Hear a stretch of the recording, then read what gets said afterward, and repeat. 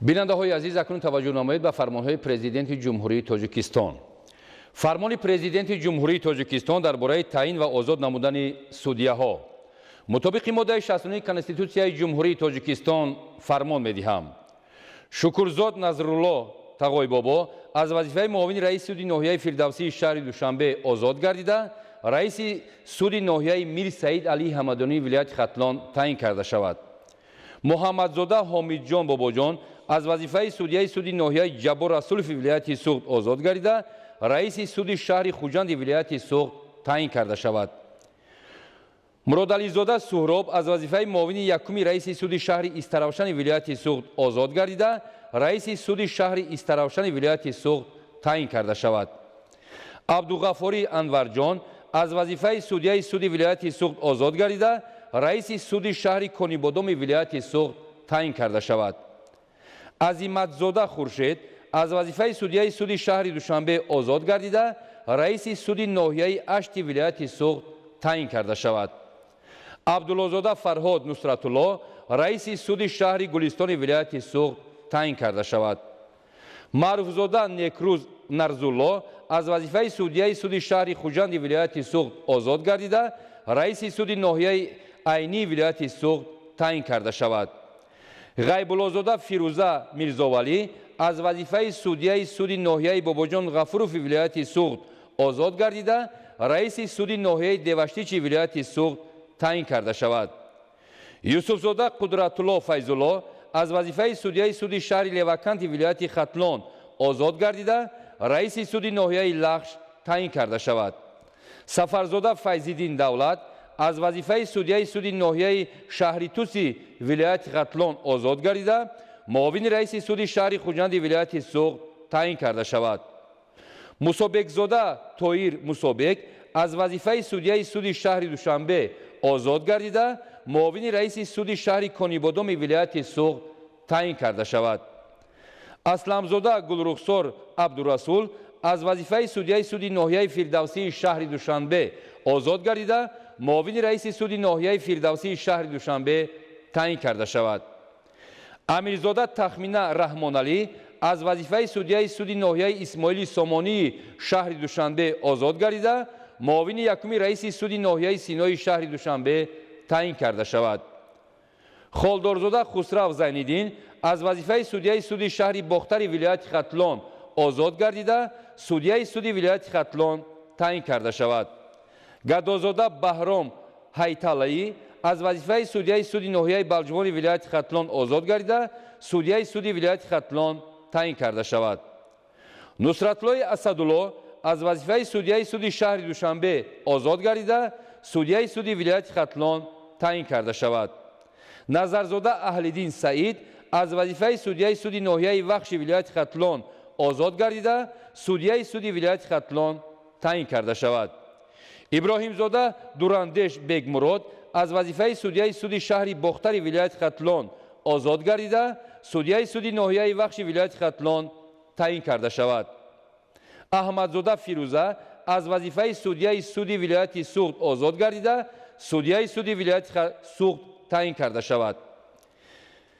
Мирасилзода Абурнисо Абдумаҷид аз вазифаи судяи суди шаҳри Хуҷанди вилояти Суғд озод гардида, судяи суди вилояти Суғд таъин карда шавад. Бобоҷонзода Бахтиёр аз вазифаи судяи суди ҳарбии гарнизони Хуҷанд озод гардида, судяи суди ҳарбии гарнизони Хуҷанд таъин карда шавад. Насруллозода Сайёда аз вазифаи судяи суди ноҳияи Варзоб озод гардида, судяи суди шаҳри Душанбе таъин карда шавад. Одиназода Мирзо Ҷалил аз вазифаи муовини якуми раиси суди ноҳияи Синои шаҳри Душанбе озод гардида, судяи суди ноҳияи Исмоили Сомонии шаҳри Душанбе таъин карда шавад.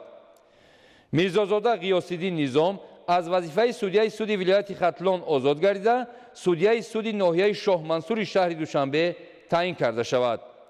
Тилозода Манучеҳр Баҳодурӣ аз вазифаи судяи суди ноҳияи Фирдавсии шаҳри Душанбе озод гардида, судяи суди ноҳияи Фирдавсии шаҳри Душанбе таъин карда шавад.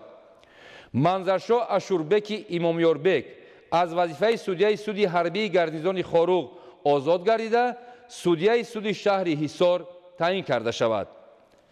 зарифзода Гулбаҳор Азимӣ аз вазифаи судяи суди ноҳияи Ёвони вилояти Хатлон озод гардида, судяи суди ноҳияи Варзоб таъин карда шавад.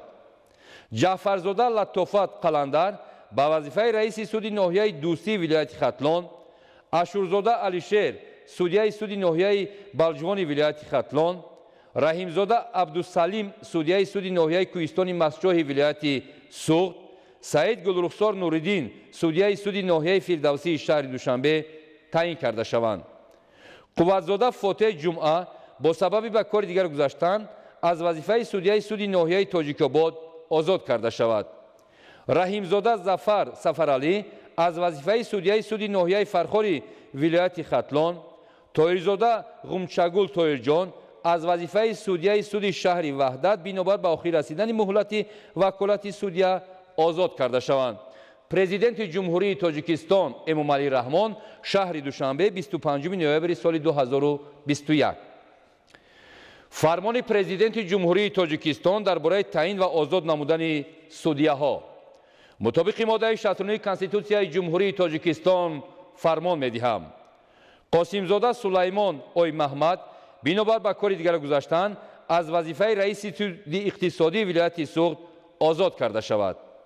Аминзода Саидабону Рустам аз вазифаи судяи суди иқтисодии вилояти Суғд озод гардида, судяи суди иқтисодии шаҳри Душанбе таъин карда шавад. Носирӣ Ҷамшед аз вазифаи судяи суди иқтисодии вилояти Суғд озод гардида, судяи суди иқтисодии вилояти Мухтори Кӯҳистони Бадахшон таъин карда шавад. Абдуллозода Фарҳод Нусратулло бинобар ба кори дигар гузаштан аз вазифаи судяи суди иқтисодии вилояти Суғд озод карда шавад.